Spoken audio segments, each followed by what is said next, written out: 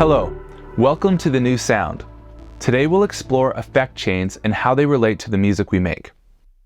An effects chain is a pre-made combination of multiple effects all happening at once that you can use to change or improve the sound of your music. The order of these effects matters a lot. Imagine painting a picture. Each effect is like a different color that changes the overall image.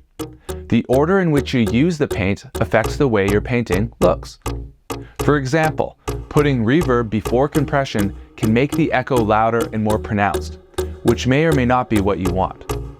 There's no strict rule for the order of effects. It's all about trying different combinations to see what sounds best to you. It's like experimenting with different ingredients in a recipe to see what tastes best.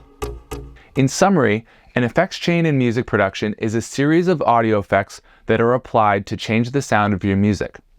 The order of these effects and how you adjust them can have a big impact on the final sound of your music.